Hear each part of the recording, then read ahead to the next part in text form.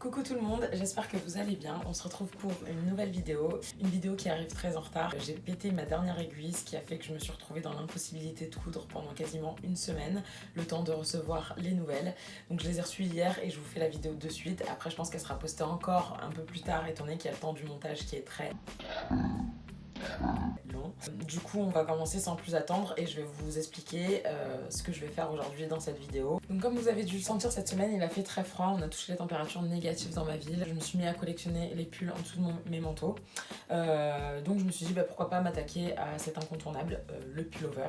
Et du coup j'ai remarqué que j'avais plus beaucoup de pulls, donc j'ai été en acheter deux à petit prix. J'ai pris celui-là avec un imprimé Girls un peu jaune pâle, et j'ai pris celui-là rose corail façon université américaine West Coast.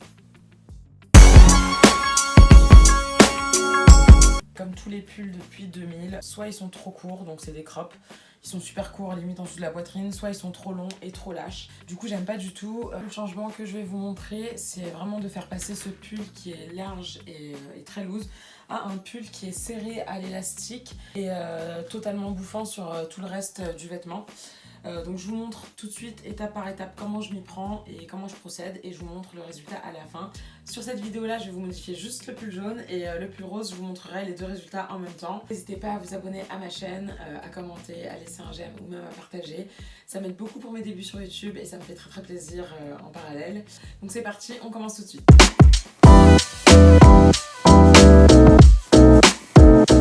Donc la première chose à faire, c'est de séparer l'élastique du pull. Donc vous allez prendre des ciseaux et venir tout simplement découper au-dessus de la couture tout du long. Maintenant on va couper en dessous de la couture pour avoir que l'élastique. Non seulement la surface à coudre sera plus fine et vous n'aurez pas besoin de coudre par-dessus la couture, et en plus de ça, ça fera un rendu plus propre. Donc vous faites une petite entaille comme ça. Et ensuite, vous découpez comme ça. C'est mieux que de découper les deux en même temps, on ne sait jamais. Si c'est pas bien aligné, vous pouvez vous tromper.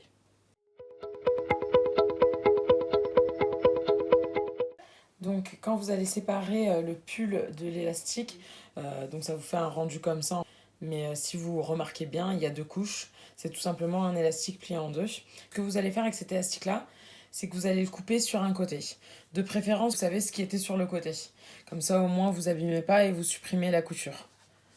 Donc, hop, moi je le coupe comme ça de chaque côté. Comme ça, je fais disparaître la couture. Hop.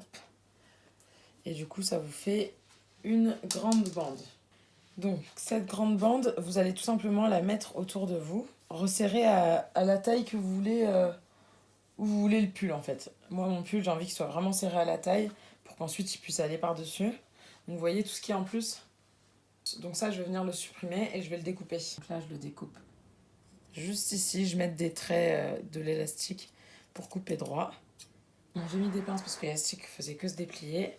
Mais vous voyez, la bande que j'ai gardée du coup, c'est la bande qui fait pile poil mon tour de taille que j'ai envie pour mon pull. Donc cette bande-là, je vais tout simplement la marquer. Donc du fait qu'on ait raccourci l'élastique, le pull est devenu doublement plus grand que l'élastique lui-même. Je vous rappelle que l'élastique il est censé faire le tour du pull, alors que là en l'occurrence il fait qu'une face quand je le laisse, quand je le tends pas. Donc, mais on s'en fiche parce que c'est un élastique, donc vous voyez quand je le mets comme ça et que je l'allonge, il peut faire la taille du pull. Ce que je vais faire, c'est que je vais marquer l'élastique au milieu et sur ses côtés. Donc ce que je vais faire, c'est que je vais le plier en deux et je vais le marquer sur les côtés. Donc là, ça sera les côtés. Et de l'autre côté, de toute façon, ça sera marqué par la couture que je vais faire. Ensuite, je vais tout simplement le plier. Et là, ça sera le côté face. Et du coup, derrière, donc on le plie bien en deux, le côté arrière. Donc là, ça vous fait 4 marquages. Vous avez le côté, vous avez l'autre côté qui sera marqué par la couture, le petit point au milieu de la face et le petit point au milieu du dos. Ça va nous aider ensuite, quand on va coudre, à bien tendre l'élastique et à avoir des repères sur le pull. Là, je vais quand même marquer. Donc ici, vous avez les deux coutures sur le pull qui nous font nos repères. Ici, on va dire que, hop, si on fait à l'avant, je le fais vite fait à l'œil, mais après, vous pouvez vous aider d'une règle. Et juste derrière, Donc voilà.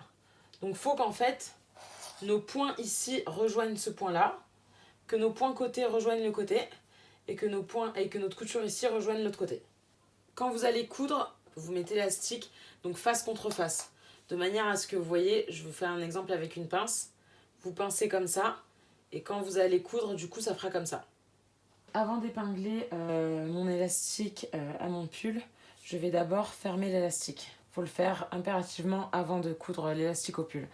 Donc on ferme l'élastique, face contre face, toujours, de manière à ce qu'ensuite on puisse coudre ici et le retourner pour que ça fasse comme ça. Donc je le couds et je reviens vers vous.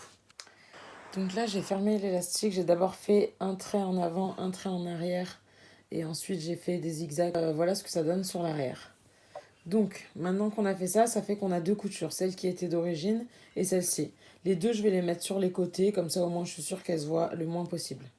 Ce que je vais faire, c'est que je vais prendre 4 aiguilles pour les mettre sur mes 4 repères. En fait on est obligé de mettre le pull dedans pour que ensuite je puisse coudre.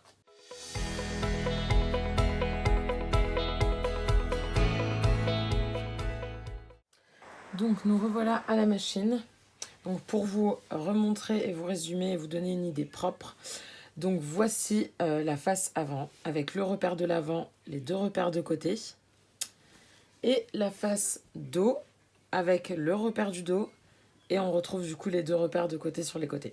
On va coudre l'élastique, joindre l'élastique au pull. On va essayer de le faire en une seule fois. Quand on coud sur un élastique, il faut toujours faire en zigzag de manière à ne pas dégrader le côté élastique du pull.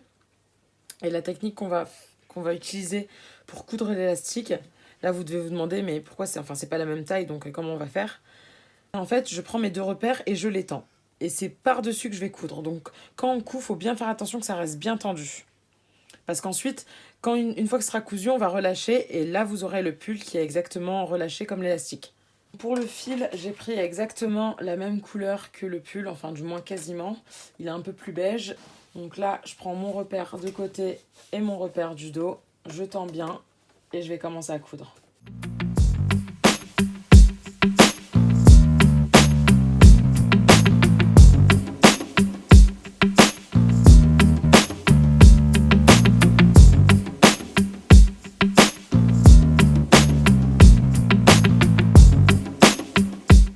Voilà le résultat du premier pull, le pull jaune pâle. Donc là, le fait que j'ai raccourci l'élastique et que j'ai laissé l'ampleur du pull, ça crée ce côté un peu pull à l'américaine, un peu confort. Il n'y a pas photo, je préfère largement comme ça. Je sais pas qu'est-ce que vous en pensez.